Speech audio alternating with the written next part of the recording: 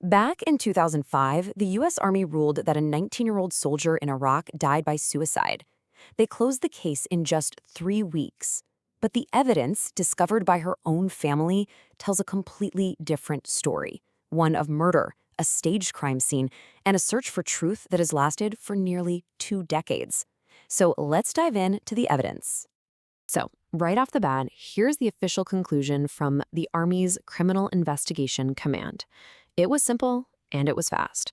Private First Class LaVena Johnson died from a self-inflicted gunshot wound. As far as they were concerned, case closed. But here's the thing. Right from the very beginning, one massive detail made the official story feel, well, physically impossible. LaVena Johnson was right-handed. The gunshot wound that killed her was on the left side of her head.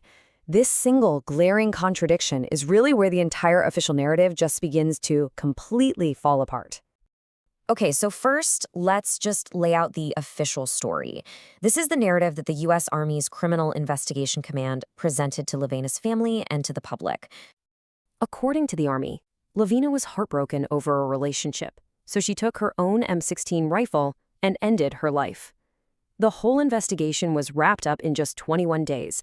It was a neat, tidy explanation that basically said, nothing more to see here. But to really get why this story just didn't sit right with anyone who knew her, you have to understand who LaVena was as a person, beyond just a name in a case file. See, LaVena Johnson wasn't just a soldier. She was this vibrant 19-year-old from St. Louis. She was a talented pianist and a poet, a good student with a 3.2 GPA. She actually joined the Army to pay for college, kind of following in the footsteps of her father, who was a former Army psychologist.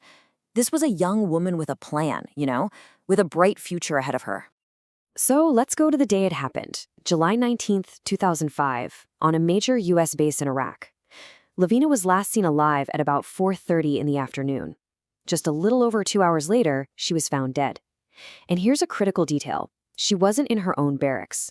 Her body was found in a contractor's tent, over a mile away. Now, the Army's case probably would have stayed closed forever, but when LaVena's body was sent home, her family, led by her father, Dr. John Johnson, they saw the horrifying truth. The body itself told a story that made suicide completely impossible.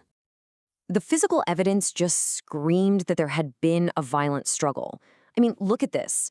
LaVena had a broken nose, a black eye with severe bruising, and a loose tooth. Her knuckles were scraped raw, like she'd been in a fistfight for her life. These are just not the kinds of injuries consistent with suicide. But then, it gets even more sinister. A corrosive, acid-like chemical had been poured on her genital area, a clear, horrific attempt to destroy any DNA evidence of a sexual assault.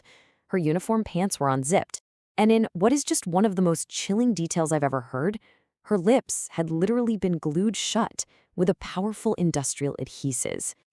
So on top of the horrific injuries to her body, the crime scene itself just completely contradicts the Army's official narrative piece by piece.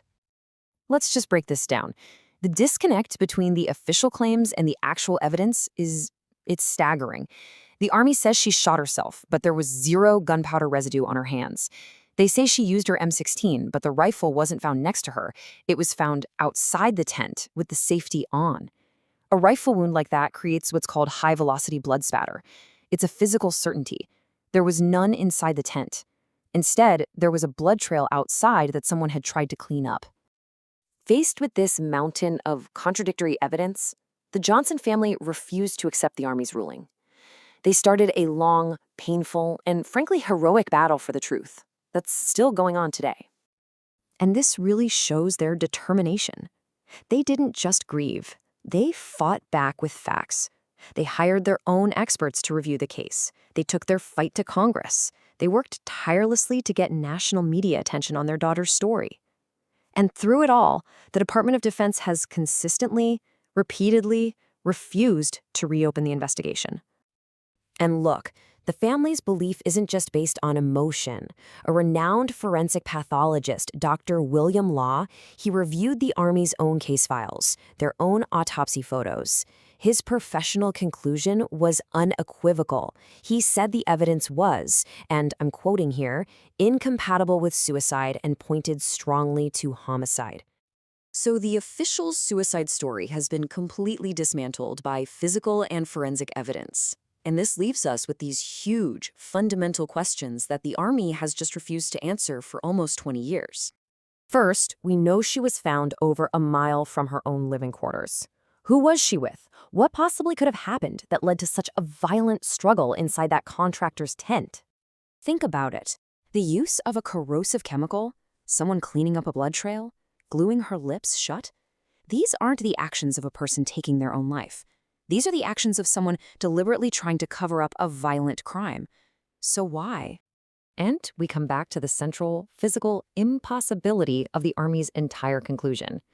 Just try to picture the logistics of a right-handed person using a long M16 rifle to shoot themselves on the left side of the head. It is, for all practical purposes, impossible. And this leads to the most haunting question of all. If it wasn't suicide, then it was murder. And an official ruling that just ignores all this overwhelming evidence doesn't just deny justice to a victim, it actively protects the person or people responsible. So who is being protected here? LaVena Johnson joined the Army to serve her country and to build a future for herself. She deserves to be remembered as the vibrant, intelligent, hopeful young woman she was, not as a case file that's been stamped suicide. So the final question is really for you to consider. After looking at the evidence we've just walked through, the physical injuries, the impossible wound, the contaminated crime scene, can the official story be logically reconciled with the facts? Or is it, as her family has been claiming for years, a deliberate cover-up of her murder?